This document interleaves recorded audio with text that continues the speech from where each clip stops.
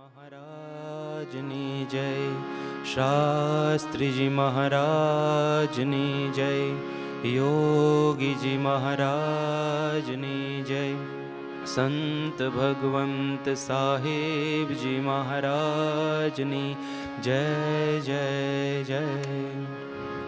અક્ષરધામના જે અહો અધિપતિ સહજાનંદ શ્રી હરિ સર્વાંતરયામી સદા સકલના સર્વજ્ઞ સર્વોપરી માયા કાળ રવિ શશી સુરગણે જેની શિરાહરી જે સાહેબ સ્વરૂપમાં પ્રગટ છે વંદો ભાવ ઉર ભરી વંદો ભાવ ઉર ભરી અક્ષર બ્રહ્મ ગુણાતીતાનંદજી પુરુષોત્તમ શ્રી હરિ અક્ષર પુરુષોત્તમ ઉપાસ્ય સ્વરૂપ શાશ્વત કૃપાએ કરી અક્ષર પુરુષોત્તમ મનોજ કૃતિમાં સાકાર રૂપ ધરી જે સાહેબ સ્વરૂપમાં પ્રગટ છે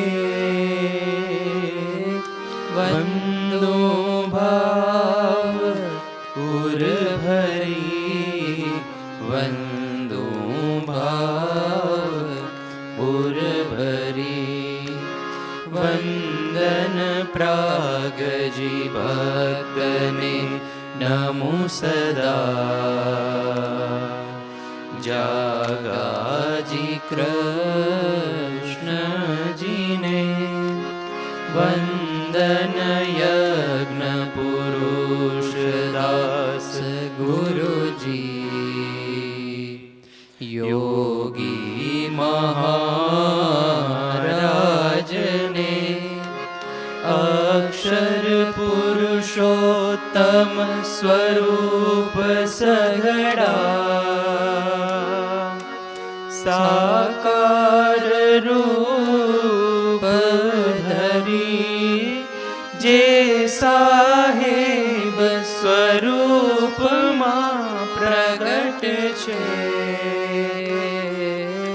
વંદો ભાવ ઉર ભરી વંદો ભાવ ઉર ભરી વંદો ભાવ ઉર ભરી. સહજાનંદ સ્વામી મહારાજની જય, શ્રી અક્ષર પુરુષોત્તમ મહારાજની જય, બ્રહ્મ સ્વરૂપ શાસ્ત્રીજી મહારાજની જય, બ્રહ્મ સ્વરૂપ યોગીજી મહારાજની જય, પ્રગટ ગુરુ હરિ સંત ભગવંત સાહેબજી મહારાજની જય જય જય, શ્રી ગુરુ આજ્ઞા મહિમા પર્વની જય જય જય. ત્યાગ મૂર્તિ ભીડા ભક્તિ જેનું જીવન રહ્યું, પણ એવા દિવ્ય અધ્યાત્મ મૂર્તિ જેણે ગુણાતીત દીક્ષાની આ સંત પરંપરાની સકલ બદલી નાખી એવા બ્રહ્મ સ્વરૂપ ગુરુદેવ યોગીજી મહારાજના અમૃત મહાત્મ્યમાં ગરકાવ થવા આપણે સૌ ફરી એક વખત આજે એકત્રિત થયા છીએ, યોગીજી મહારાજને વંદના ધરવા એકત્રિત થયા છીએ અને તેઓ જે જીવન જીવી ગયા તે જીવન તરફ એક દ્રષ્ટિ માંડવા એકત્રિત થયા છીએ, ત્યારે આપ સર્વે સંતો હરિભક્તોનું હૃદયના ભાવપૂર્વક હાર્દિક સ્વાગત કરીએ છીએ. પૂજ્ય રવિદાસજીને પ્રાર્થના કરીએ તેઓ તેમના આસન પર બિરાજવાની કૃપા કરે. આપણે તેઓના સ્વાગત કરીએ છીએ. આજે 28મી તારીખ બ્રહ્મ સ્વરૂપ ગુરુહરિ પપ્પાજી મહારાજની નિર્વાણ તિથિ, સાથે સાથે ઉત્તર ગુજરાત અમદાવાદ પ્રદેશમાં ગુરુહરિ સાહેબ દાદાના કાર્યને જેમણે અખંડ વહાવ્યું દીપાવ્યું એવા વડીલ અનુપમી સાધુ અક્ષર નિવાસી પરમ પૂજ્ય રજનીદાસજીની પણ આજે નિર્વાણ તિથિ. આ બંને સંત સ્વરૂપોને પણ વંદના ધરીએ છીએ. અને હું પૂજ્ય અશોકદાસજી બાબુને પ્રાર્થના કરું રવિદાસજીના પૂજન કરી ખેસ અર્પણ કરવા માટે પધારે. પૂજ્ય અશોકદાસજી. શ્રી વાસુદેવ વિમલામૃતધામ વાસમ નારાયણં નરકતારણનામધેયં શ્યામં સિतं દ્વિભુજમેવ ચતુર્ભુજં ચ ત્વાં ભક્તિધર્મતનયં શરણં પ્રપદ્યે. જે ઉત્પત્તિ તથા સ્થિતિ લય કરે, વેદો સ્તુતિ ઉચરે, જેના રોમ સુચિદ્રમાં અણુસમાન, બ્રહ્માંડ કોટી ફરે, માયા કાળ રવિ શશી સુરગણો, આજ્ઞાન લોપેક્ષણ, એવા અક્ષરધામના અધિપતિ શ્રી સ્વામિનારાયણ. વાણી અમૃતથી ભરી મધુસમી, સંજીવની લોકમાં દ્રષ્ટિમાં ભરી દિવ્યતા નિરખતા, સુદિવ્ય ભક્તો બધા હૈયે હેત ભર્યું મીઠું જનનીશું, નેહાસ્ય મુખે વસ્યું તે શ્રી જ્ઞાનજી યોગીરાજ ગુરુને નિત્ય નમો ભાવસું. જે સાક્ષાત મહિમાતણું સ્વરૂપને આનંદની મૂર્તિ છે, તેજસ્વી શુરવીર વત્સલ અતિ, સ્વામી શ્રીજી ધામ છે. જેણે સ્વાશ્રયી કર્મયોગે અનુપમ, સ્થાપી પરમ સાધના, ભાગીદાર યોગી તણા સંત ભગવંત, સાહેબજીને વંદના, સાહેબજીને વંદના. સહજાનંદ સ્વામી મહારાજની જય, અક્ષર પુરુષોત્તમ મહારાજની જય, ભગતજી મહારાજની જય, શાસ્ત્રીજી મહારાજની જય, યોગીજી મહારાજની જય. સંત ભગવંત સાહેબજી મહારાજની જય જય જય. બ્રહ્મ સ્વરૂપ યોગીજી મહારાજના જીવન મહાત્મ્યના સ્વાધ્યાયમાં ઉપસ્થિત સર્વે સદ્ગુરુ સંતો, વડીલ સંતો પાર્ષદો તથા સર્વે અક્ષર મુક્તોને ભાવભર્યા જય શ્રી સ્વામિનારાયણ.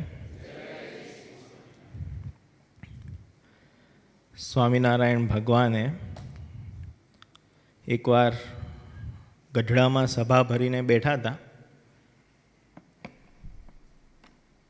એમને એ સભામાં મુક્તાનંદ સ્વામીએ પ્રશ્ન પૂછ્યો કે મહારાજ, સર્વે સાધનમાં એવું કયું સાધન છે જે એ કરીએ તો બીજું કાંઈ કરવું ના પડે?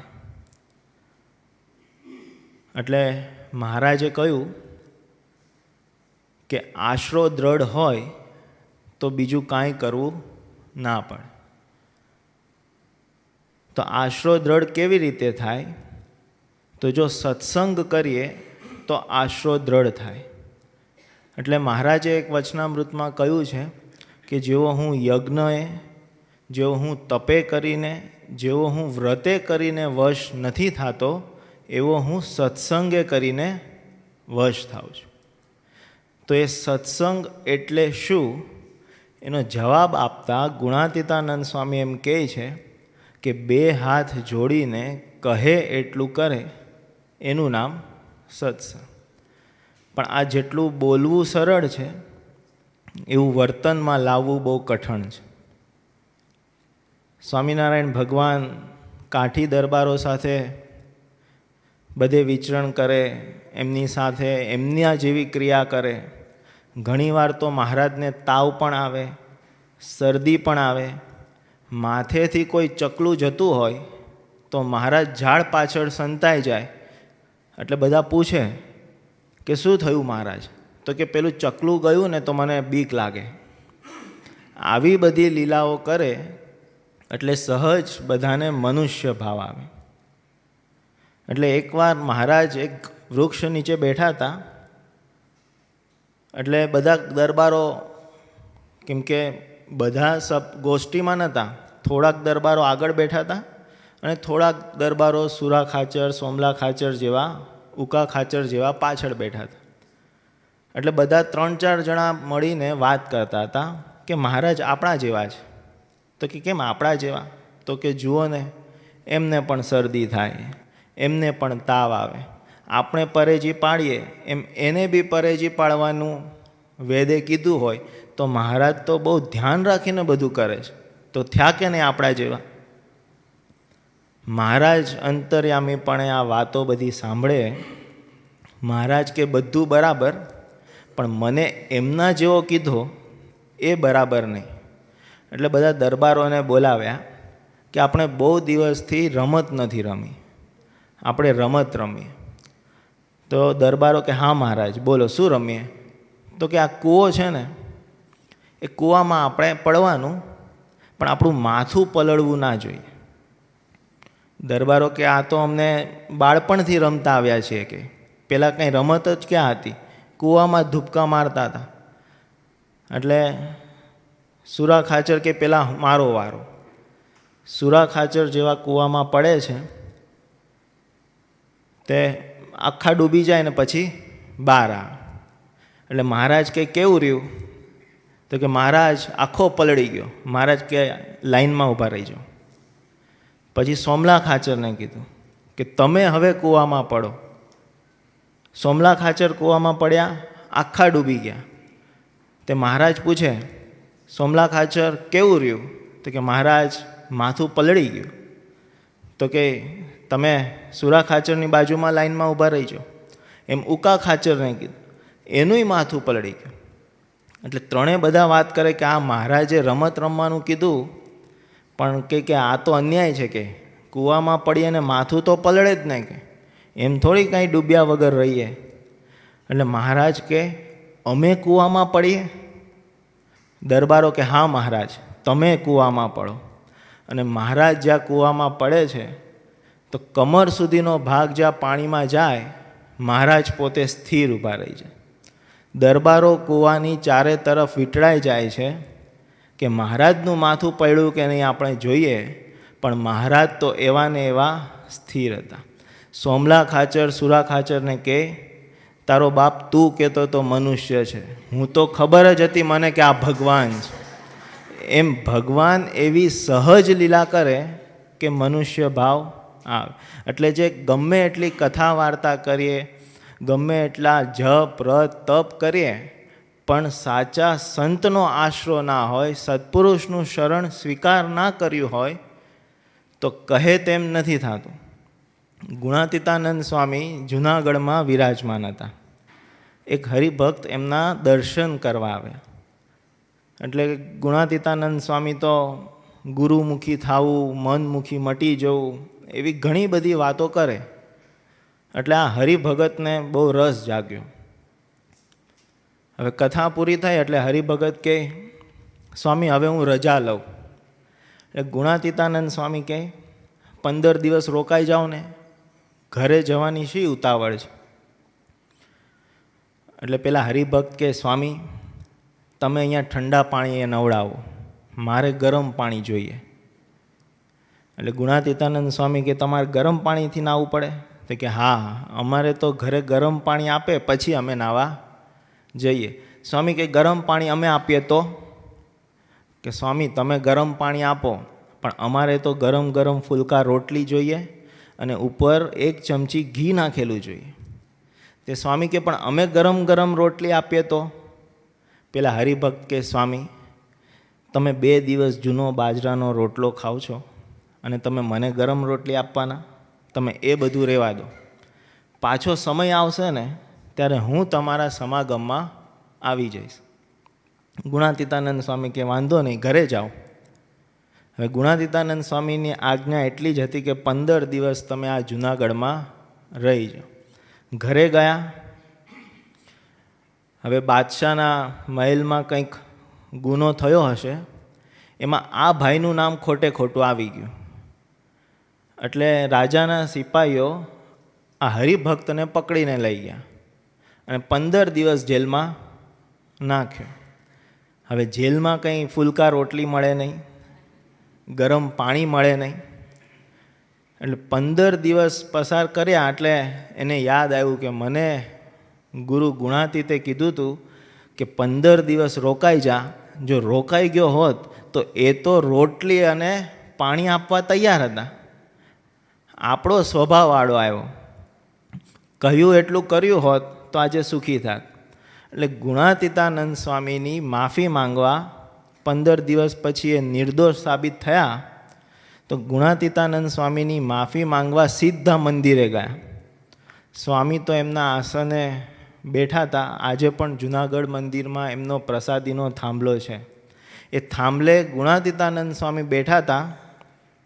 તો ગુણાતીતાનંદ સ્વામી કહે, કેમ ભગત, ગરમ પાણી મળ્યું? ગરમ ગરમ રોટલી મળી? ભગતે ગુણાતીતાનંદ સ્વામીની માફી માંગી.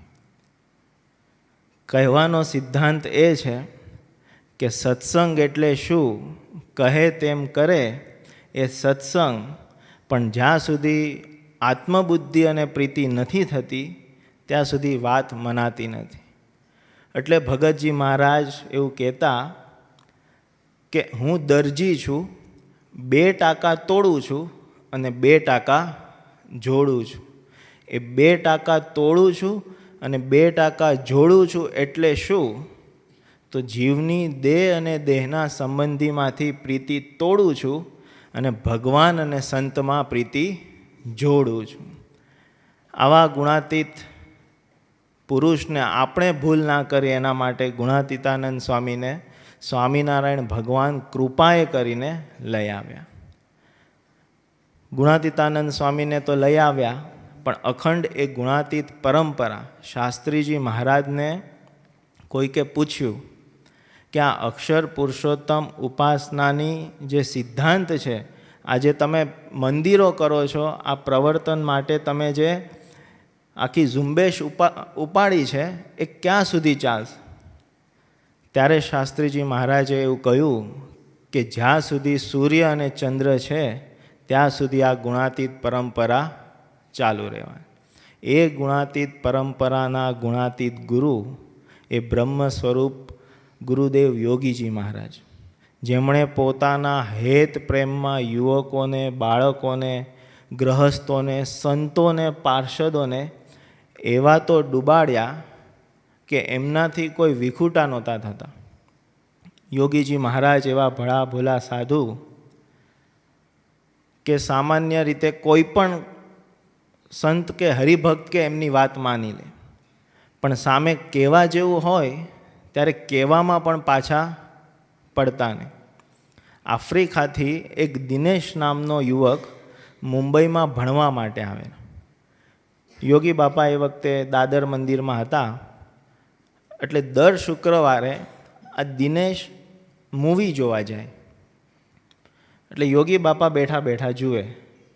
એટલે એકવાર યોગી બાપાએ દિનેશને પૂછ્યું કે તું બેટા ક્યાં જાઉં છું? તો કે બાપા મારે દર શુક્રવારે મૂવી રિલીઝ થાય ને એટલે મને જોવાનો બહુ શોખ છે, એ જોવા જાઉં છું. બાપા કે વાંધો નહીં, જાઓ. એટલે યુવકે પૂછ્યું હું ખોટું કરું છું? બાપા કે ના ના, તું કંઈ ખોટું નથી કરતો, પ્રેમથી જાઓ, અમારી આજ્ઞા છે. પણ દિનેશને યોગી બાપા માટે એટલો બધો હેત અને યોગી બાપા પણ એટલા પ્રેમથી દિનેશને રાખે કે એક દિવસ યોગી બાપાની સેવામાં આ દિનેશ એકલો હતો અને યોગી બાપાએ અચાનક છાતી ઉપર હાથ રાખીને એમ કહે કે દિનેશ, મને છાતીમાં બહુ દુખાવો થાય છે. એટલે દિનેશ કે બાપા તમને શું થયું? યોગી બાપા કે મને છાતીમાં બહુ દુખાવો થાય છે, કંઈક દવા કરો. દિનેશ કે બાપા મને તો કંઈ ખબર નથી પડતી, હું હમણાં કોઈકને બોલાવી લાવું છું, તમારી દવા કરશે. યોગી બાપા કે મારો આ જે દુખાવો છે એની દવા તારે જ કરવી પડશે. દિનેશને કાંઈ સમજાય નહીં, એટલે દિનેશ એવું કહ્યું કે બાપા મને સમજાતું નથી, પણ તમે કહો એ હું દવા કરું. ત્યારે યોગી બાપા કહે તમે આ મૂવી જોવાનું બંધ કરી દો ને તો મને છાતીનો દુખાવો બંધ થઈ જાય. દિનેશે કહ્યું બાપા મારું મૂવી જોવાનું બંધ કરવાથી જો તમારા છાતીનો દુખાવો બંધ થઈ જતો હોય તો હું આ જીવન મૂવી નહીં જોઉં. ધન્ય છે આવા યુવકને અને ધન્ય છે બાપાના પ્રેમ. બાપા એકવાર કંથાર્યા હતા, એમની જોડમાં પુરુષોત્તમ દાસ કરીને એક સ્વામી હતા. હવે એ પુરુષોત્તમ દાસને બાપામાં હેત ઓછું અને વિજ્ઞાનદાસ સ્વામીમાં હેત વધારે. બાપાને થોડુંક શરીરે કળતર જેવું હતું, એટલે બાપાએ સ્નાન કર્યું. બાપાની સહજ પ્રકૃતિ કે સ્નાન કરે એટલે બોલે કે મહારાજ સ્નાન કરો, સ્વામી સ્નાન કરો, આવી રીતે બોલતા જાય ને બાપા નાતા જાય. એટલે આ પુરુષોત્તમ દાસ કહે કે મહારાજ નાવ, સ્વામી નાવ એવું ન આવે. સ્વામિનારાયણ ભગવાનની આજ્ઞા છે કે સ્નાન કરતાં કરતાં સ્વામિનારાયણ સ્વામિનારાયણ સ્વામિનારાયણ બોલવું. જો એ રીતે તમે સ્નાન ના કરો તો એ તમે પાણીના બદલે લોહીથી સ્નાન કર્યા બરોબર છે, એટલે તમારે પાછું સ્નાન કરવું પડે. તો યોગી બાપા એ પુરુષોત્તમ દાસની વાત માનીને પાછા સ્નાન કરે અને સ્નાન કરીને નીકળે એટલે કે ગુરુનો થોડોક તો છાંટો શિષ્યમાં કે આવે જ, એમ કરીને એને કહેવાનું પણ કહી દે. પણ બાપાની એટલી સહજ પ્રકૃતિ કે સામેવાળાને લાડવો પછી પણ જાય અને ખોટું પણ. બાપાની આજ્ઞામાં એવું થાય કે નુકસાન છે, દેખાતું હોય કે નુકસાન છે, છતાં બાપાનો એવો પ્રેમ કે એમની આજ્ઞા તરત માની લે. એકવાર ગોંડલમાં નવતમલાલ કરીને એક હરિભક્ત આવેલા જેતપુરથી. એમની પોસ્ટિંગ જેતપુર હતી, ગવર્મેન્ટ ઓફિસર હતા. 1937થી 1950 સુધી તેઓ જેતપુરમાં હતા. બાપા એટલા, આમ તો પ્રથમ દર્શન એમને રાજકોટમાં યોગીજી મહારાજના થયા હતા. એ યોગીજી મહારાજની સરળતાના દર્શન કરીને એમણે બાપાનું શરણું સ્વીકાર કર્યું હતું. અને પછી ખબર પડી કે યોગીજી મહારાજ અખંડ ગોંડલ રહે છે, એટલે અવારનવાર તેઓ ગોંડલ દર્શન કરવા જતા. અને જ્યારે યોગી બાપા જેતપુરમાં જાય ત્યારે દર વર્ષે એમના ઘરે પધરામણી કરે. એટલે એકવાર યોગી બાપા આ નવતમલાલના ઘરે જેતપુરમાં ગયા. હવે એ વખતે સત્સંગીનું માણ આ એક જ એવું ખોરડું જ્યાં ઉતારો થઈ શકે, જ્યાં નિયમ ધર્મની મર્યાદા સચવાઈ શકે. એટલે પેલા પ્રમોશન મળે એના લાલચે યોગી બાપાને કહે કે બાપા કંઈક એવા આશીર્વાદ આપો ને કે મને અહીંયાથી ટ્રાન્સફર થઈ જાય. યોગી બાપા કે ગુરુ, તમારું ટ્રાન્સફર થઈ જશે પછી અમે ઉતારો ક્યાં કરીશું, એટલે આપણું ટ્રાન્સફર ના થાય એ જ બરાબર છે. હવે આમ જોવા જઈએ તો પોતાનું નુકસાન થતું એવું લાગે, પણ બાપાને મારી સેવાની જરૂર છે એવા ભાવથી પણ નવતમલાલે ક્યારેય બીજી વાર ટ્રાન્સફર થવાની માંગણી નથી કરી. એ નવતમલાલ જ્યારે અવારનવાર ગોંડલ દર્શને આવે ત્યારે બાપા એમને ખૂબ સાચવે. એકવાર 1 વાગ્યાની ટ્રેન હતી બપોરની, અને આ નવતમલાલ ગોંડલ દર્શન કરીને જવાની તૈયારી કરતા. તો યોગી બાપા કહે કે અત્યારે જવાની કેમ ઉતાવળ છે? તો કે 1 વાગ્યાની ટ્રેન છે એટલે મને જવા દો બાપા. તો કે હજી તો પ્રસાદ લેવાનો બાકી છે, આમ આપણે ભૂખ્યા ના જવાય. એટલે પેલા નવતમલાલ કહે બાપા 1 વાગ્યાની ટ્રેન છે, જો ચૂકાઈ જશે, ગુરુ હરિસંત ભગવંત સાહેબજી મહારાજ આપણી સભામાં પધારી રહ્યા છે, આપણે એમનું સ્વાગત કરીએ.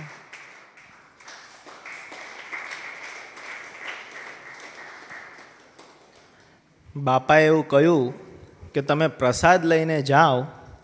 એટલે નવતમલાલ કહે બાપા 1 વાગ્યાની ટ્રેન છે, જો એ ચૂકાઈ જશે તો સીધી રાતે ટ્રેન છે, ત્યાં સુધી મારે શું કરવું? બાપા કહે તમારી ટ્રેન આજે 1 કલાક મોડી છે. બાપાના વચનમાં વિશ્વાસ રાખીને મહાપ્રસાદ ઉતાવળે કરતા હતા. એમને એમ કે રખે ટ્રેન ચૂકાઈ જશે. તો યોગી બાપા પાછું બોલ્યા કે ગુરુ ચિંતા ના કરો, તમને લીધા વગર ટ્રેન નહીં જાય.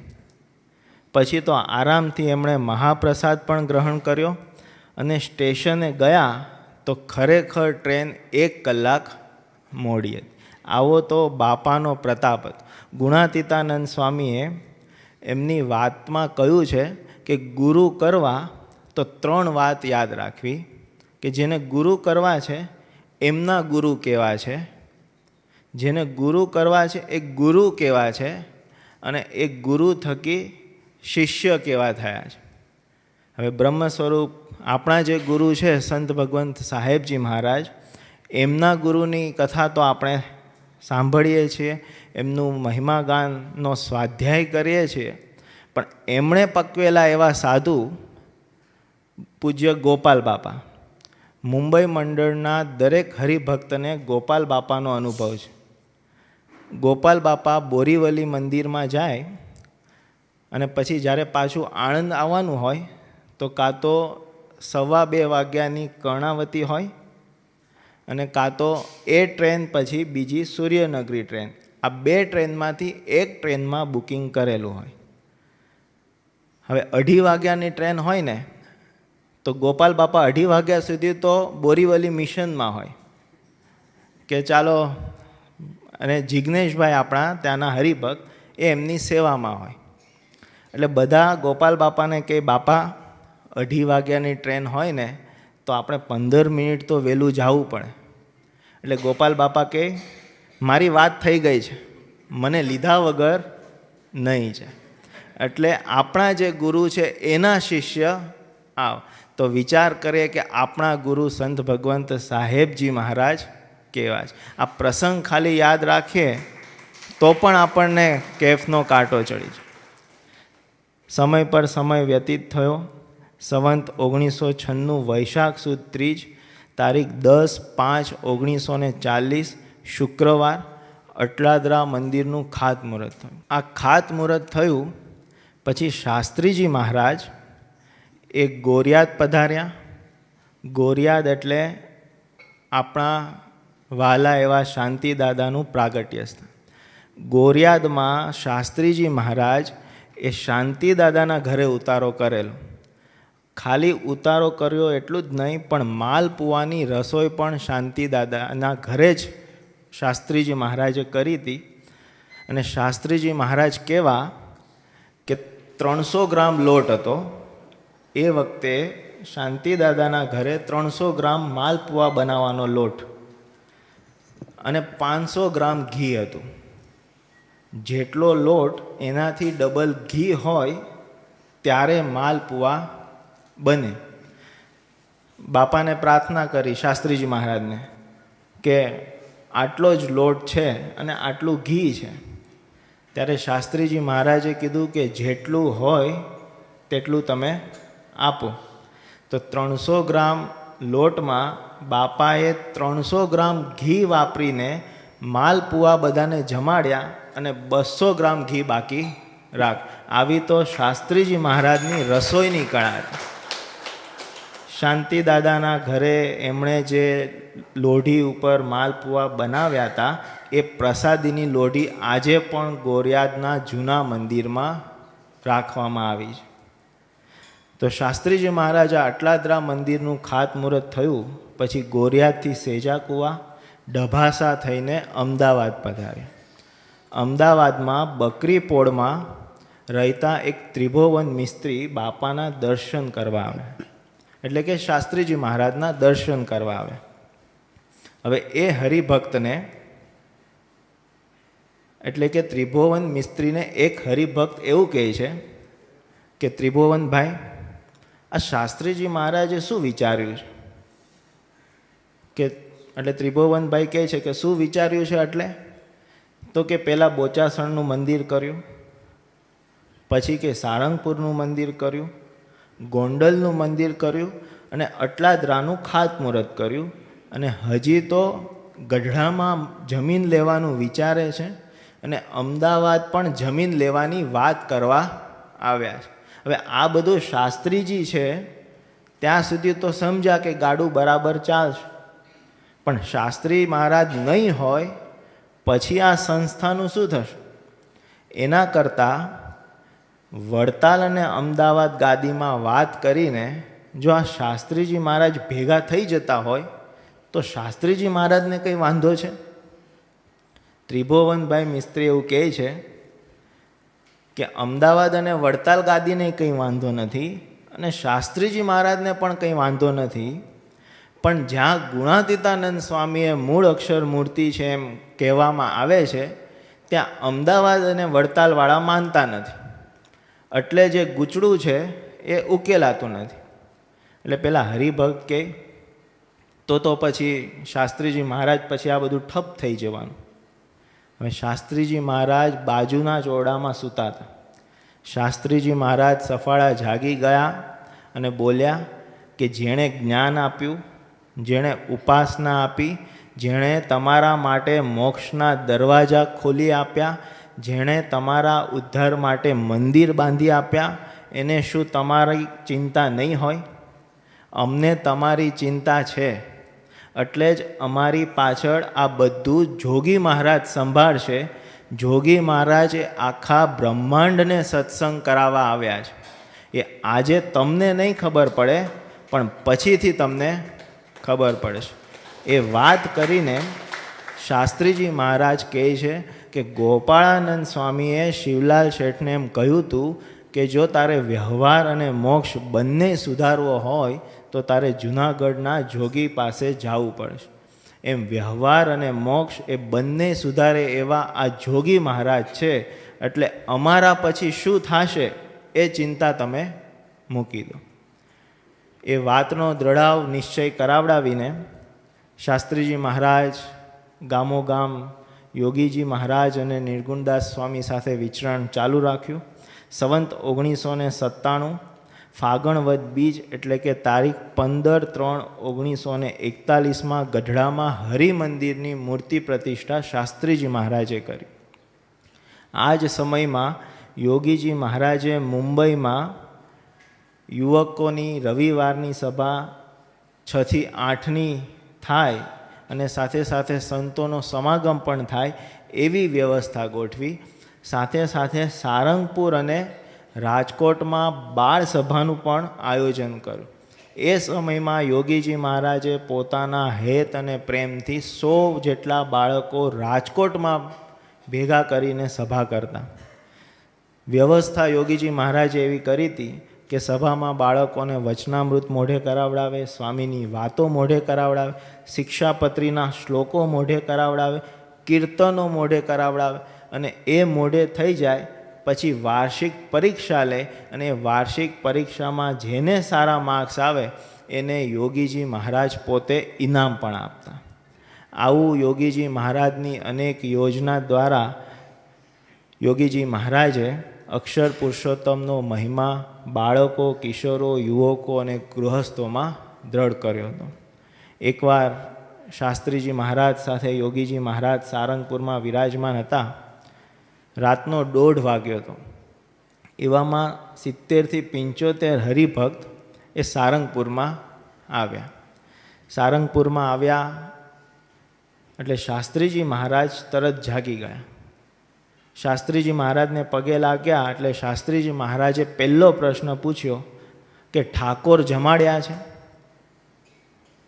ત્યારે હરિભક્તો એવું કહ્યું કે રાતનો 1:30 વાગ્યો છે, અત્યારે તો રસોઈની વ્યવસ્થા ના થાય એટલે ઠાકોર જમાડ્યા નથી, પણ અમારે જમવું નથી. શાસ્ત્રીજી મહારાજ કહે, તમે ભગવાનના ભક્ત છો, અક્ષર પુરુષોત્તમની નિષ્ઠાવાળા છો, તો ઠાકોર તો આપણે અહીંયા જ જમાડીએ. તમે હાથ પગ મોઢું ધોઈ આવો, ત્યાં રસોઈની તૈયારી થાય છે. આ સાંભળીને બાજુમાં ભગવત સ્વરૂપદાસ સ્વામી સૂતા હતા. શાસ્ત્રીજી મહારાજને કહે, અત્યારે 1:30 વાગે રોટલા કોણ ઘડશે? શાસ્ત્રીજી મહારાજ કહે, જોગી વગર મારું બીજું સાચવશે કોણ? જોગી મહારાજ રોટલા ઘડશે. આટલો જે આ સંવાદ થયો ત્યાં યોગીજી મહારાજ તો જાગી ગયા. ગાતરિયું બાંધીને રસોડામાં ગયા. રાતના 1:30 વાગે 70થી 75 હરિભક્તોને જાતે રોટલા ઘડીને જમાડ્યા અને આશરે 3 વાગ્યા સુધી બધાને જમાડીને પોતે પરવાર્યા. શાસ્ત્રીજી મહારાજ એટલા બધા રાજી થયા કે તેમને ભેટી પડ્યા.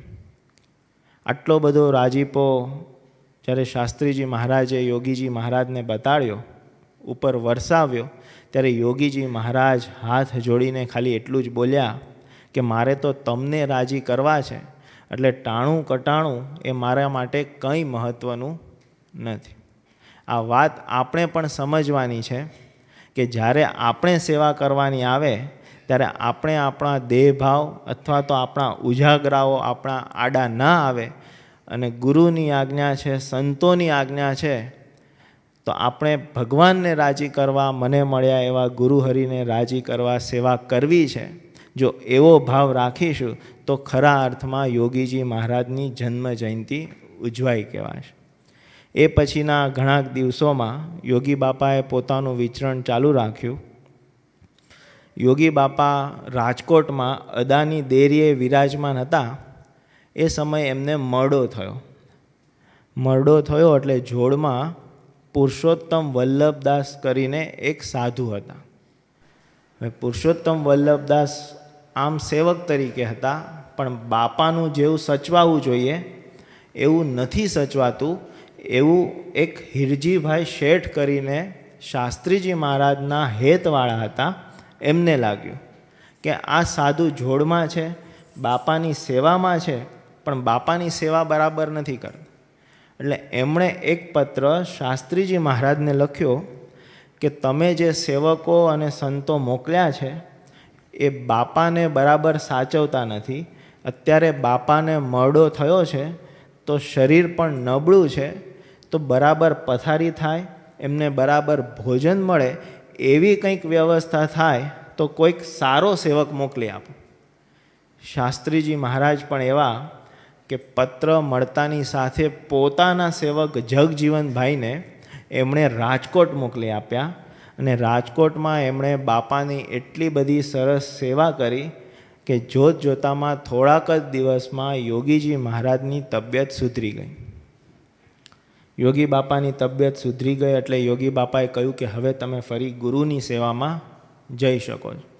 ત્યારે જગજીવનભાઈએ યોગી બાપાને પ્રાર્થના કરતાં કહ્યું કે બાપા, તમે જો ખરેખર મારા ઉપર રાજી થયા હોય તો મને રૂડા આશીર્વાદ આપો. યોગી બાપા કહે, રૂડા આશીર્વાદ તો છે જ ને, ત્યારે તો તમારી સેવા સ્વીકાર કરી. ત્યારે જગજીવનભાઈ કહે, બાપા આમ નહીં, તમે એવું કંઈક કરી આપો જેથી મને જીવનભરનું સંભાળનું રહી જાય કે મેં યોગી બાપાની સેવા કરેલી. ત્યારે યોગીજી મહારાજે અદાની ડેરીના પગથિયા ઉપર બેસીને 16 પાનાનો એક પત્ર તારીખ 28 માર્ચ 1941 શુક્રવારે લખ્યો, જેને આપણે રોજ આપણી પૂજામાં સુનૃત તરીકે એટલે કે યોગી ગીતા તરીકે ઓળખીએ છીએ.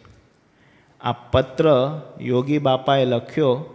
એ પત્ર લઈને જગજીવનભાઈ એ શાસ્ત્રીજી મહારાજને બતાડ્યું. ત્યારે શાસ્ત્રીજી મહારાજે વાંચીને એટલું જ કહ્યું કે આ કોઈ સામાન્ય પત્ર કે આશીર્વાદ નથી, પણ કોઈ પણ સંપ્રદાયના કોઈ પણ સાધકને, કોઈ પણ મુમુક્ષુને આજીવન આધ્યાત્મિક માર્ગમાં પ્રગતિ મળતો આ આશીર્વાદ પત્ર છે. એ આશીર્વાદ પત્ર આપણા દાદા ગુરુએ આપણને સપ્રેમ ભેટ આપ્યો છે, જેથી કરીને આપણું કલ્યાણ કોઈ પણ રીતે અટકે નહીં. એ આપણા માટે સૌભાગ્યની વાત છે. આ વાત પર આપણે તાળી પાડવી જોઈએ. આપણે એટલી તો ખુમારી હોવી જોઈએ કે આપણા બાપ દાદા આપણા માટે શું મૂકીને ગયા છે. સામાન્ય આ લોકમાં કોઈ છોકરાને એનો બાપો 3-4 બંગલા 5-6 ગાડી આપે તો કોલર ઊંચી કરીને ફરતો હોય છે કે મારા બાપા મારા માટે આટલું કરીને ગયા. તો આપણા ગુણાતીત ગુરુઓ આપણા માટે આટલું બધું સહન કરીને આટલો બધો આધ્યાત્મિક વારસો મૂકીને ગયા, અને તોય આપણને તાળી પાડવાનું મન ના થાય તો પછી આપણે કયા પ્રકારના શિષ્ય છીએ એ તો આપણે ઘરે જઈને સ્વાધ્યાય કરવાની વાત છે. સમય પર સમય વ્યતીત થયો. અટલાદરામાં નિર્ગુણ સ્વામી સાથે યોગીજી મહારાજ વિરાજમાન હતા. એટલે નિર્ગુણ સ્વામીને વડોદરાથી એક પત્ર આવ્યો કે તમે પધરામણી કરવા આવો તો અમારા ઘર પાવન થાય. એટલે નિર્ગુણ સ્વામી વિચારે કે જોડમાં કોને લઈ જઈએ. પછી યાદ આવ્યું કે યોગીજી મહારાજને કહેશું એટલે મારે આ સેવા છે તે સેવા છે, કશું કર્યા વગર એ આવી જશે. એટલે નિર્ગુણ સ્વામીનો સ્વભાવ જ એવો હતો, આમ પ્રેમથી બોલે ને તો પણ એવું લાગે કે ખીજવાઈને બોલે છે. એટલો બધો અવાજમાં એવો રણકાર હતો. એટલે નિર્ગુણ સ્વામી એવું બોલ્યા કે જોગી, આપણે પધરામણીએ જવાનું છે, ઘોડાગાડીમાં બેસી જાઓ. એટલે નિર્ગુણ સ્વામીએ બોલાવ્યા છે એવું સાંભળીને, એવું જાણીને યોગીજી મહારાજ ઘોડાગાડીમાં બેસી ગયા. હવે એ વખતે બહાર 2 ઘોડાગાડી હતી. એક ઘોડાગાડીમાં ઘોડું જોડેલું હતું અને એકમાં ઘોડું નહોતું જોડ્યું. પણ નિર્ગુણ સ્વામીએ એવું બોલ્યા કે જલ્દી બેસી જાઓ, આપણે વડોદરા પધરામણીએ જવાનું છે. એટલે જે ઘોડાગાડીમાં ઘોડું જોડેલું નહોતું ને ત્યાં યોગી બાપા બેસી ગયા. હવે નિર્ગુણ સ્વામી તો પાઘને ગાતર્યું લઈને આવ્યા અને ઠાકોરજી લઈને આવ્યા, તો ઘોડાગાડીમાં યોગીજી મહારાજ મળે નહીં. એટલે નિર્ગુણ સ્વામી કહે, જોગી ક્યાં ગયા? તમને કીધું ઘોડાગાડીમાં બેસવાનું. તો યોગીજી મહારાજ કહે, સ્વામી હું અહીંયા બેઠો છું. નિર્ગુણ સ્વામી કહે, આ એન્જિન નથી, આ ઘોડાગાડી છે. ઘોડો લઈ જાય પછી આ ગાડી ચાલ. આપણે અહીંયા વડોદરા જવાનું છે તો આ ગાડીમાં બેઠા બેઠા વડોદરા નહીં જવાય. આ ઘોડું જોડેલું છે એમાં બેસતો તો વડોદરા જવાશે. આટલું બધું નિર્ગુણ સ્વામી કહે છતાં હંમેશા નિર્દોષ બુદ્ધિના એ રાજા. એટલે યોગીજી મહારાજ એવું કહેતા કે નિર્દોષ બુદ્ધિ એ જ સર્વોપરી સેવા છે અને એ જ સર્વોપરી ભક્તિ છે. એકવાર જેતલસરથી પોરબંદર જતા હતા, તો જેતલસર સ્ટેશને શાસ્ત્રીજી મહારાજ, યોગીજી મહારાજ, નિર્ગુણ સ્વામી અને સાથે અર્જુનભાઈ નામના એક હરિભક્ત સ્ટેશને આવે. હવે સ્ટેશને 2 ડબ્બા સામસામે ઊભા હતા, રાખ્યા હતા કે ગમે એ એક ડબ્બો એ ટ્રેનને જોડાશે અને પોરબંદર લઈ જશે. એટલે એક ડબ્બામાં શાસ્ત્રીજી મહારાજ ઊભા હતા અને એક ડબ્બામાં નિર્ગુણ સ્વામી. હવે 7 થી 8 પોટલા સામાન એ વખતે યોગીજી મહારાજ પાસે હતો. શાસ્ત્રીજી મહારાજ કે જોગી અહીંયા આ ડબ્બામાં ઊભા રહે. તો યોગીજી મહારાજ એ ડબ્બામાં ઊભા રહે. ત્યાં નિર્ગુણ સ્વામી ત્યાંથી અવાજ કરે, જોગી તમે મારી પાસે આવો, આ ડબ્બો પોરબંદર જવાનો છે, પેલો નહીં. તો યોગીજી મહારાજ ત્યાં જાય. ત્યાં યોગીજી મહારાજ ત્યાં ગયા એવું જોઈને શાસ્ત્રીજી મહારાજ કે જોગી તમને કહું છું અહીંયા આવો. તો પાછા 7 થી 8 પોટલા ઉચકીને બીજા ડબ્બામાં જાય. આમ 5 થી 6 વાર યોગીજી મહારાજે ડબ્બા બદલ્યા. છેવટે અનાઉન્સમેન્ટ થયું કે શાસ્ત્રીજી મહારાજ જે ડબ્બામાં હતા એ જ ડબ્બો પોરબંદર જવાનો છે. પછી શાસ્ત્રીજી મહારાજ, નિર્ગુણ સ્વામી, યોગીજી મહારાજ ને અર્જુનભાઈ એ ડબ્બામાં બેઠા. તો બાપા હસતા હસતા કહે છે, આજે તો ગુરુએ કેટલી બધી સ્મૃતિ આપી કે બંધી બાજુથી ખેંચતાણ આપણી થતી હતી. વિચાર કરો, આપણામાં કાંઈ નહીં તોય આપણા માટે લડતા. નહીં તો એમ કે તમે 2 જણ નક્કી કરો કઈ ડબ્બામાં બેસવું મારે. નિર્ગુણ સ્વામી અદ્ભુત સાધુ હતા, અદ્ભુત સાધુ, આકરા હતા. એક પંગતમાં એક સાધુ પીરસતા હતા, ઠેસ વાગી તે ઘીની વાઢી હતી, ફેર પીરસવાનું ઘીનું સાધન એ પડી ગયું, આખું ઘી ઢરી ગયું. એટલે પેલો સાધુ તો એટલો ગભરાયો કે નિર્ગુણ સ્વામીને ખબર પડે મને મનનો છસેર કરી નાખશે. કોઈ વસ્તુ બગડે, નિર્ગુણ સ્વામીને ગમે નહીં, એને આકરા થઈ જાય. એટલે વાઢી ત્યાં મૂકીને પેલા સાધુ તો જઈને હુઈ જ ગયું. એટલે નિર્ગુણ સ્વામી આવ્યા, બાપા ઊભા હતા. એમણે જોયું, એટલે આ ઘી કોને ઢોર્યું? તે કે બાપા કંઈક જો પેલા સાધુને બોલાવશે તો એ કરી નાખે. એટલે બાપાએ કહ્યું કે મારાથી. નિર્ગુણ સ્વામી તો કે મારાથી હસી પડ્યા કે જોગી તમે ઢી ઢોરાવા નથી, પણ તમે શોહરત ભાવ રાખી કોઈનો દોષ માથે લીધો છે કે આવા હતા યોગી બાપા. બીજાનો દોષ પોતાને માથે લે, બીજાની તકલીફ પોતે લઈ લે. અને આ કેવો નિર્દોષ ભાવ, શાસ્ત્રીમાં તો ગુરુ ભાવ, નિર્ગુણદાસ સ્વામી પ્રત્યે શોહરત ભાવ, આમ તેમ પર્યા કર્યા, પણ મનમાં કોઈ વિચાર જ નહીં એવા બાપાની. એકવાર યોગીજી મહારાજ ગોંડલ વિરાજમાન હતા. ત્યાં મોરબીના જગજીવન જીવરાજ કોટક બહુ મોટા અનાજના તેલના વેપારી હતા. એ બાપાના દર્શન કરવા માટે અવારનવાર ગોંડલ મંદિર આવતા. બાપા સાથે હેત પણ એટલું, બાપાને ગુરુભાવ તરીકે તેઓ સેવા કરતા. એટલે એકવાર યોગી બાપાએ આ જીવરાજભાઈને પૂછ્યું કે તમે આ બપોરે આવો છો તો જમો છો ક્યાં? એટલે આ જીવરાજભાઈ કે હું મારા માસીબાના ઘરે જમું છું. એટલે યોગીજી મહારાજ કે એમ માસીબા સારું બનાવે? તો કે હા બાપા, માસીબા તો જમવાનું બહુ સારું બનાવે, હું જાઉં ને એટલે જમવાનું તૈયાર જ હોય. એટલે યોગી બાપા કે માસીબાને બપોરે તકલીફ આપવા કરતાં તમે મંદિરે જમતા હોય તો અમે તમને ગરમ ગરમ જમાડીશું. ત્યારે આ જીવરાજભાઈ કે બાપા મંદિરે ક્યાં તકલીફ આપવી? એટલે બાપા કંઈ ત્યારે તો સમજ્યા નહીં. એટલે થોડા દિવસ પછી પાછા જીવરાજભાઈ આવ્યા એટલે બાપા કહે જમીને આવ્યા? તો કે હા બાપા. ક્યાં જમીને આવ્યા? તો કે મારું માસીબાનું ઘર છે ને ત્યાં હું જમીને આવ્યો.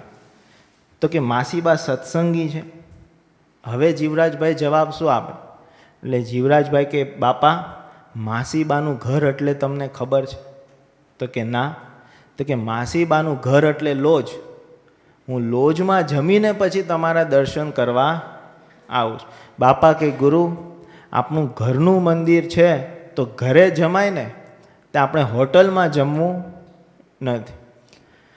એ બાપાની એ આજ્ઞાનું પાલન કરતા પછી જ્યારે એ જીવરાજભાઈ ગોંડલ આવ્યા, બાપાના હાથના રોટલા જ એમણે ગ્રહણ કર્યા છે. એકવાર બાપાએ પૂછ્યું કે તમે વેપાર શેનો કરો છો? ત્યારે એમણે જવાબ આપ્યો કે કંઈ નક્કી ના હોય, સિઝન પ્રમાણેનો ધંધો. ઘઉં વધારે થયા હોય તો ઘઉં વેચું, બાજરો વધારે થયો હોય તો બાજરો વેચું, અને સાઈડમાં તેલનો વેપાર ચાલુ રાખું.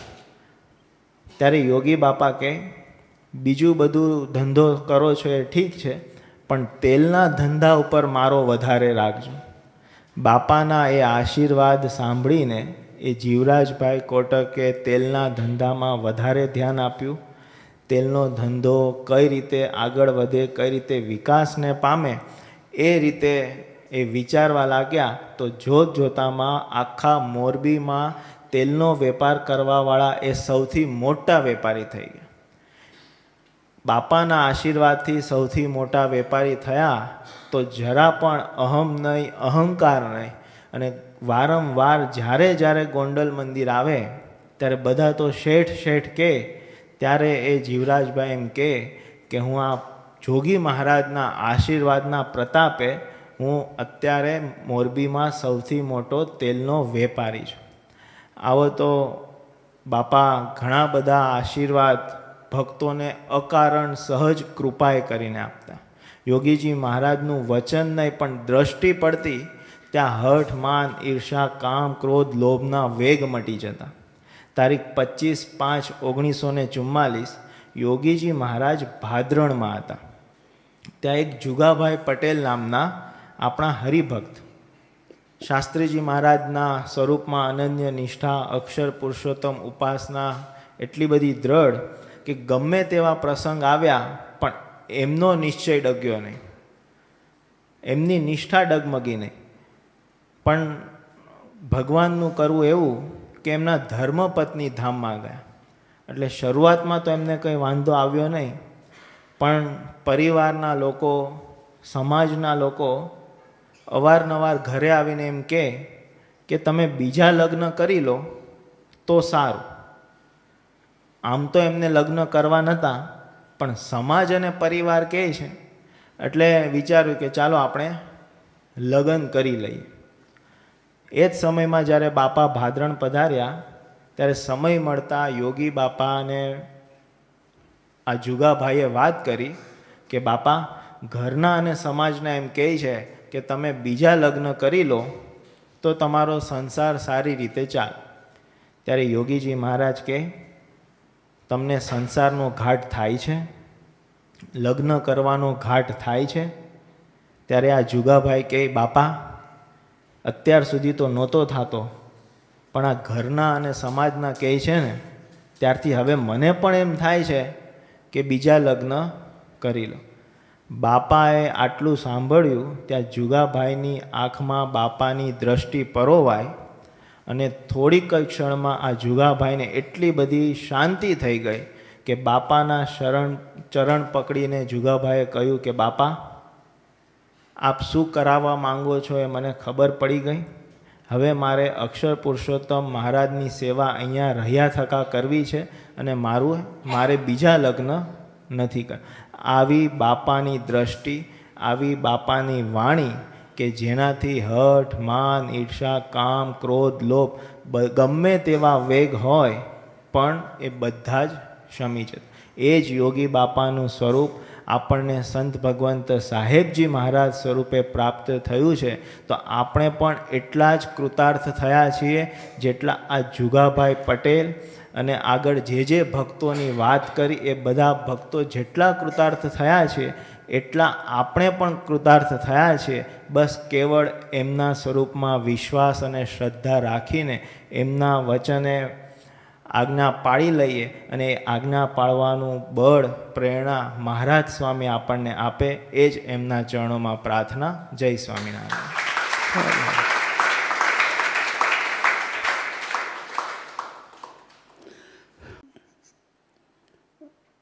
પોતે અપેક્ષા રહિતનું જીવન જીવ્યા.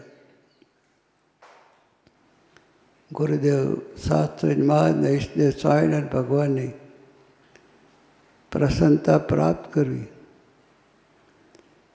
એ માટે સૌને જીવન જીવતા શીખવાડ્યા અને એવા ભક્તોના આપણને દર્શન પણ કરાવ્યા. દાદુ કાકા યોગી રૂપ થયેલા પુરુષ, અશ્વિનભાઈ, શાંતિભાઈ, રતિભાઈ, સનંદભાઈ, બીએસ,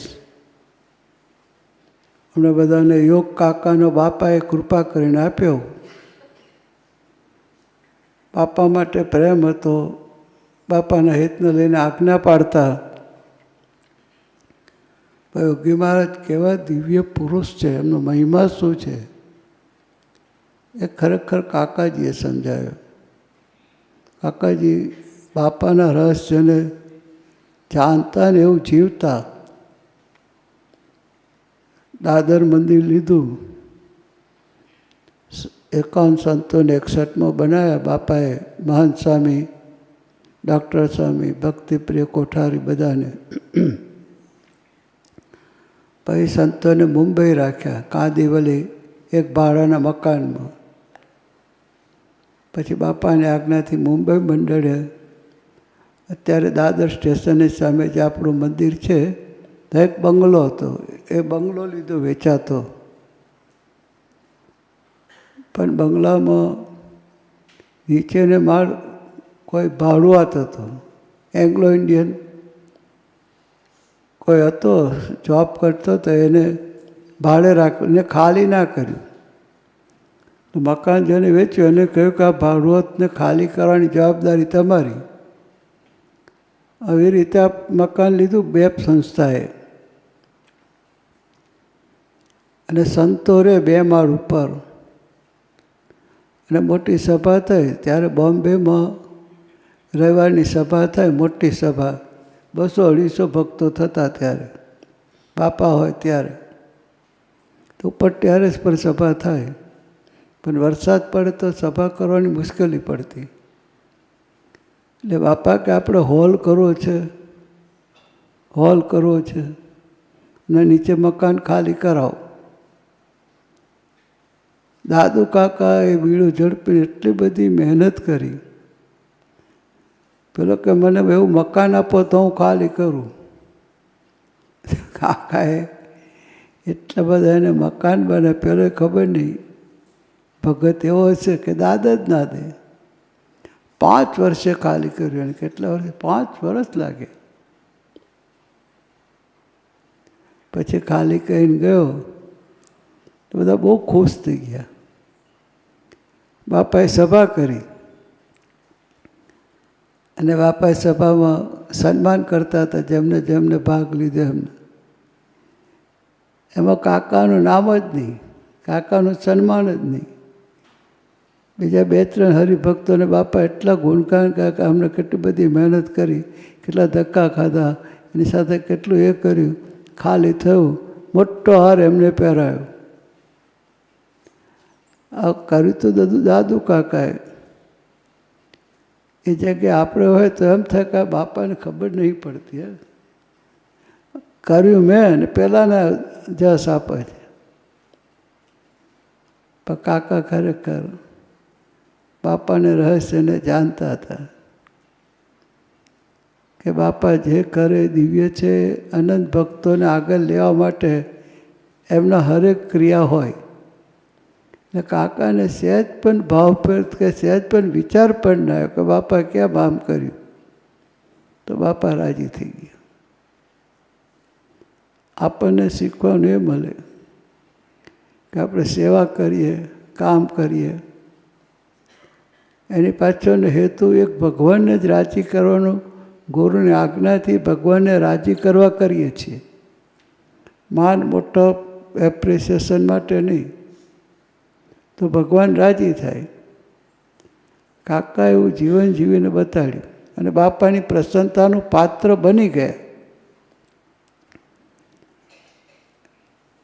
બીજું કે કોઈ પણ કામમાં ભેગા થઈને કામ કરીએ તો એકબીજાને નમી દઈએ, ખમી દઈએ અને પોતાનું મૂકી દઈએ. સમસ્વરૂપે યુક્તા રાખતા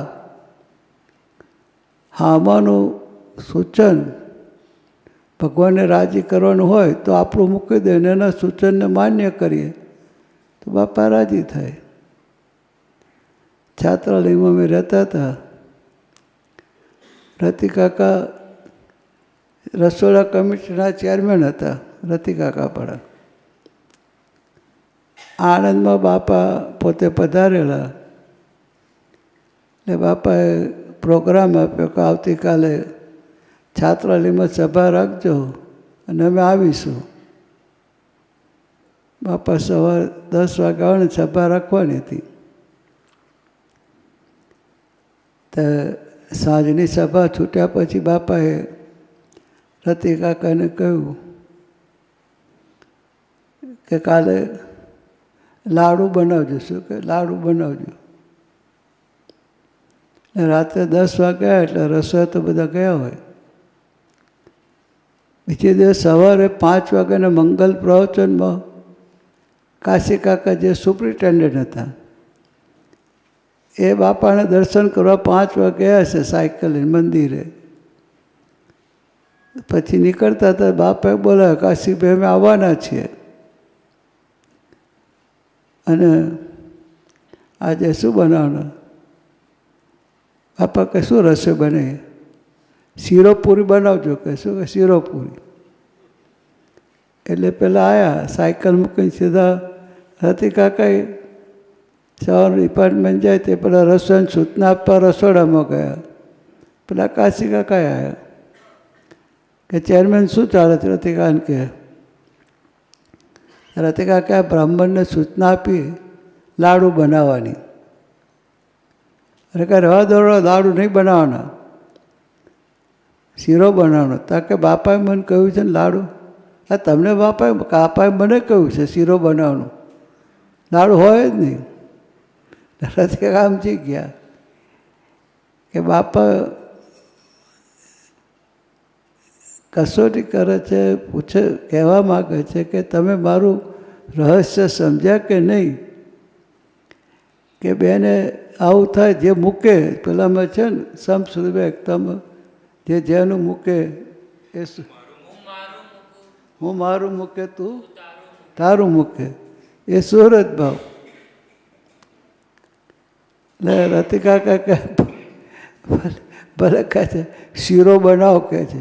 લાડુ મૂકી દીધા એમને. એમને બાકી લાડુ એમને બહુ ભાવે. 4-5 ગોપણિયા કહી જાય એવા. હો રતિકાને આપ્યા તો 4-5 તો જીભ ઝાલીને બોલું છે, 10-12 કહી જાય. એ શાંતિભાઈ VS અમારા બેટ્સમેન હતા. હા પછી મૂકી દીધું એમને. શીરો બનાવ્યો. બાપા આવ્યા. રતિકાકાને વગર કહી 2-5 ધબ્બા મારી દીધા. રાજી થઈ ગયા, રાજી થઈ ગયા કે મારે લાડુ હાથે લેવા દેવા નથી, મારે શીરા હાથે લેવા દેવા નથી, મારે લેવા દેવા છે તમે ખરેખર મને સમજ્યા છો, મારા જ્ઞાનને એક્શનમાં લાવ્યા છો.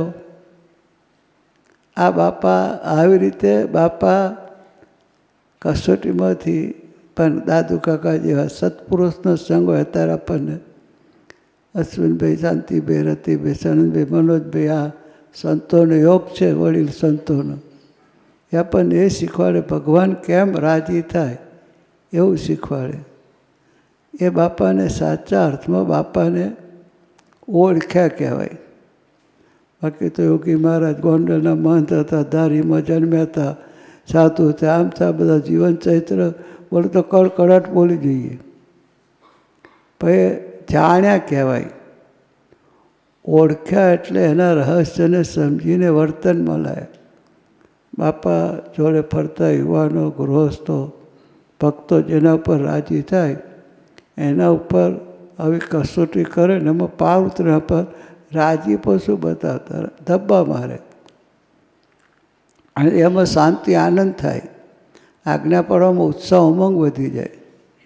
બાપા પૂજા કરે ત્યારે ફૂલ મૂકતા પૂજામાં, ગુલાબનું મોટા ભાગે પુષ્પ હોય. પછી બાપા આમ બેઠા હોય ને પછી પૂજામાં બેઠા ને આમ આપે, હા પ્રસાદીનું આમ છીલી લ્યો નહીં, કેવું આપે અશ્વિન, આમ આપે ને પુષ્પ. પછી એક બે પુષ્પ રાખે, એ એમનું ગાતર્યું ખરું ને છેડે બોધી દેવાય. હા, આપણને ત્યાં ગુરુ શું કરે છે, ગુલાબના 2 ફૂલ બોધી દે. પછી સાંજે સવારથી સાંજ સુધી આ બધા કર્મયોગ ચાલતા હોય મંદિરના. ઠાકોરજીની સેવાનો, પ્રદક્ષિણા કરવાનો, રસોડાનો, પીરસવાનો, સાફસૂફીનો, આ બધા વોલેન્ટિયર્સને ભક્તો જોડેલા હોય. એમાંથી જે ભક્ત રતિકાકાએ કહ્યું, રતિકાને દાખલો આપ્યો, એવું ખમી નમીને સુહૃદભાવ ભરી ભક્તિ કરે એને હાજે ગુલાબ આપે, રાજીપાનો પ્રસાદી તરીકે આપે બાપા. કેવા હશે પુરુષ! એટલા બધા ભક્તોને એમને એમની હાજરીમાં તૈયાર કર્યા છે, જેના પરિણામ રૂપે અત્યારે જે બેપ્સમાં આપણો બધો વિકાસ થયો છે એ બાપાના આશીર્વાદનું ફળ. બાપાએ તૈયાર કરીને અશ્વિનભાઈ, શાંતિભાઈ, રતિભાઈ, સનંદભાઈ, VS આ બધા સદગુરુ સંતોની ભેટ આપી એનું પરિણામ છે.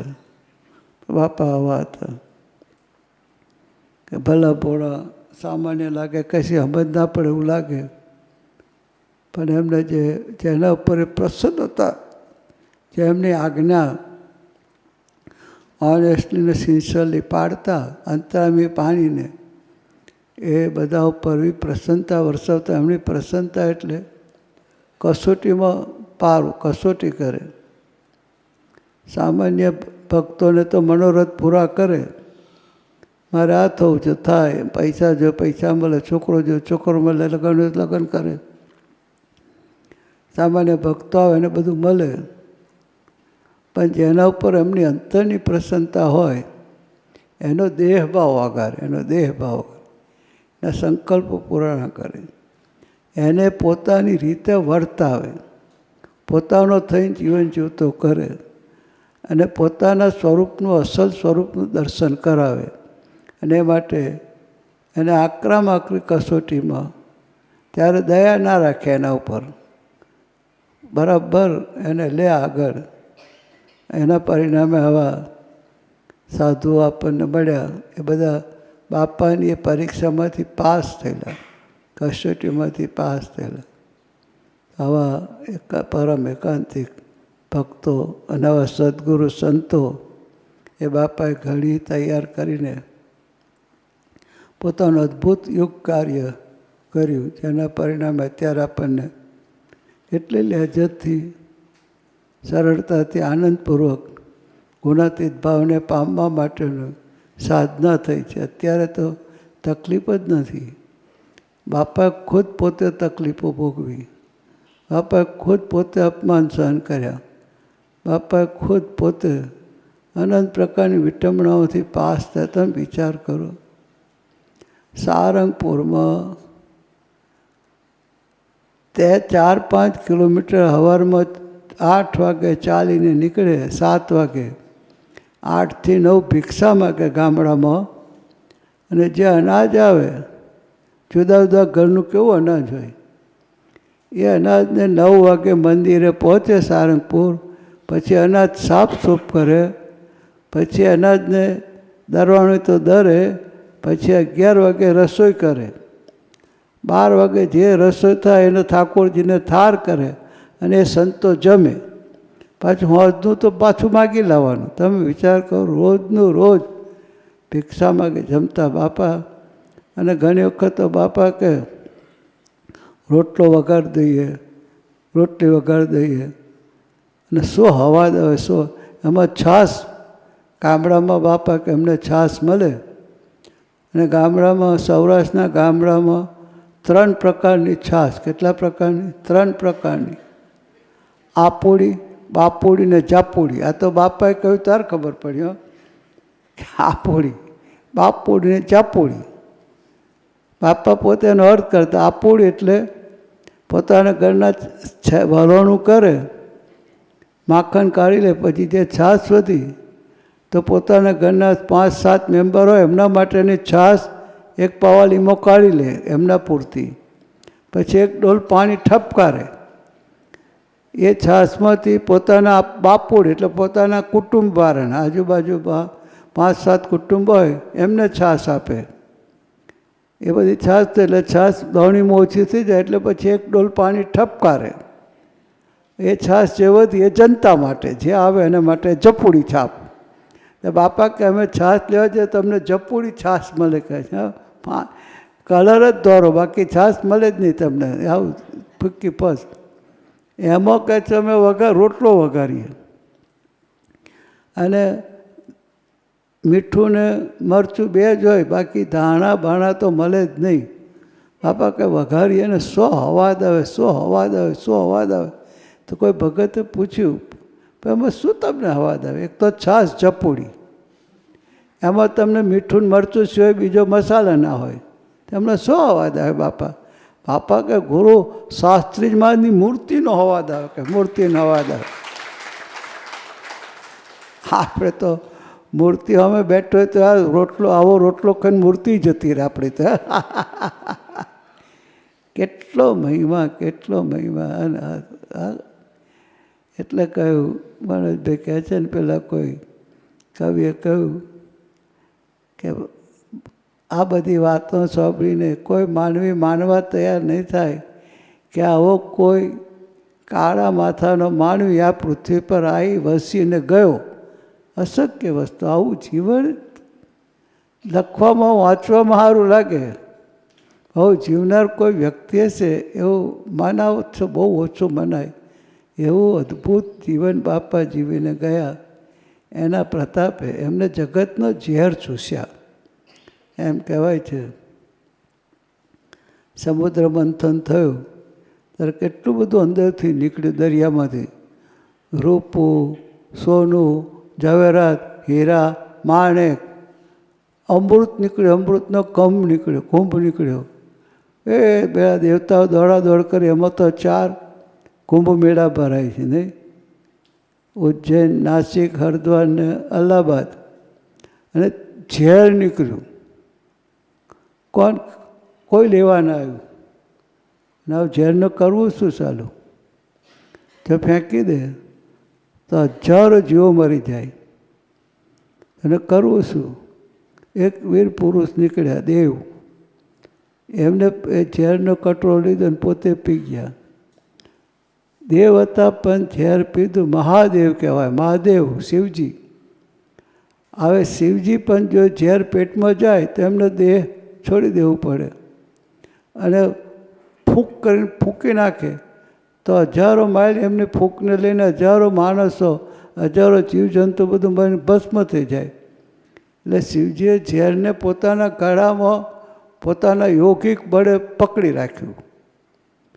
હવે ઝેરનું ગરમી ના લાગે એટલે પછી નાગને ગરે. શોભાનું નાગ નથી પણ ઠંડક માટે ગરમી ના ચડે એટલે નાગને રાખ્યું. એ મહાદેવ કહેવાય. તો આપણે બધા સેફ થાય. નહીં તો ઝેર કેટલું બધું નુકસાન કરે. એમ જગતના એન્વાયરમેન્ટમાં વિચારી પોલ્યુશન હતું. શેનું? અમહિમા ભાવ, આસુરી ભાવ એટલો બધો હતો પૃથ્વી પર. એમાં આપણો સ્વામિનારાયણ સંપ્રદાય માટે યોગી મહારાજ ને શાસ્ત્રીજી મહારાજે એ બધું પોતે લઈ લીધું, ખેંચી લીધું. અને આપણા માટે દિવ્ય ભાવ ભર્યો આખો સમાજ રહેતા થઈએ એવો સમાજમાં આપણને રહેતા કર્યા. એ આપણા પર એમને બહુ મોટી કૃપાને લઈને આપણે આવી સરળતાથી આનંદપૂર્વક ભક્તિ કરી શકીએ છીએ, ભગવાન ભજી શકીએ છીએ. એટલે એવા દિવ્ય પુરુષ માટે આવા પારાયણો જન્મ કરીએ તો ઓછા છે. તો આપણે ખરેખર સાધુ રવિદાસજીનો ફરી ખૂબ આભાર, ધન્યવાદ. ખૂબ સુંદર દ્રષ્ટાંત આપ્યો. અને એવા દિવ્ય પુરુષો કે મહારાજની પ્રસન્નતા માટે આપણે બધા નીકળ્યા છીએ. એમને આપણને ખેંચ્યા છે, આ માર્ગે ચાલતા કરે છે. એટલી પ્રાર્થના, આપ જેવું જીવન જીવે એવું તો અશક્ય છે, પણ આપણી સદાય અમારા પર કૃપા વરસતી રહે એવું સંત સુવિભાવ યુક્તાઓને નિર્દોષ ભાવે યુક્ત હળીમળીને કામના કરીને આપણી સુવાસ પ્રસે એવું અમારું જીવન બની રહે એવી આપ દેશ પરદેશ વસતા સંતો ભક્તો પર સદાય આશીષ વર્ષાવ કરજો એવી પ્રાર્થના. જય સ્વામિનારાયણ. અક્ષર છું દેહ નહીં આત્મા રૂપે, ભક્તિ કરું સર્વદા, પુરુષોત્તમ પ્રગટ જે ગુરુ હરિ, દાસ હું તેનો સદા. છે સંબંધી પ્રભુ તણા સર્વ જે, નિર્દોષ દિવ્ય સદા. યાચું સેવા ભક્તિ ભક્તો તણી, ગુણ ગ્રહી સર્વદા, ગુણ ગ્રહી સર્વદા.